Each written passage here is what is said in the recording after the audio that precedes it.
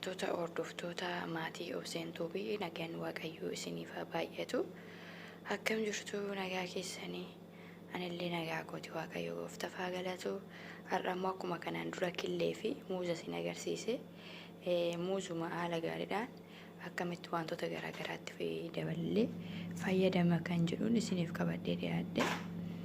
Muuzii kana fayyadamuun faayidaa guddaa qaba.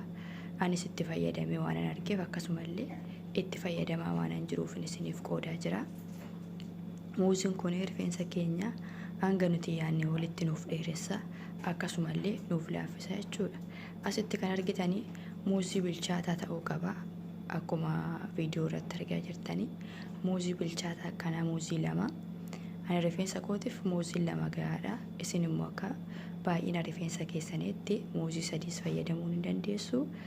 Ani muuzii 2 fi killee 1 fi kana kan fakkaatu kukkutee walitti deebinee jirra. Amma immoo kanaaf maashina kootti sirriitti daakuudha, sirriitti bullaa'uu qaba. Sababiin isaa mataa keenyatti waan rifeensa keenyatti waan fayyadamnuu fi sirriitti bullaa'uu qaba.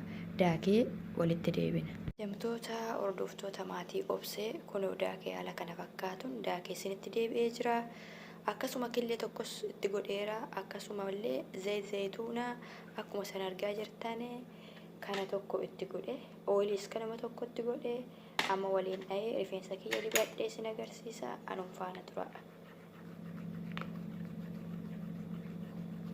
Killee waan itti godheef sirriitti waliin dhahuun qaba.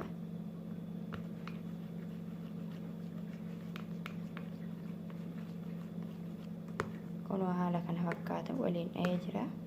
Rifeensa kiyya dibadhee isin agarsiisa.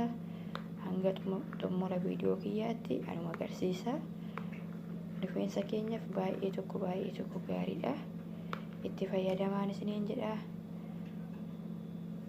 Hordoftoota kiyya akkuma isin argitan kun haala kana fakkaatu rifeensa kiyya dibadhee jira jechuudha. Isinitti mul'ata jedhee yaada. Kun haala kana fakkaatu dibadhee jira. Akkuma isin argaa jirtan kana viidiyoon kiyya yoo isinitti tole like, subscribe godhaa. Bye bye.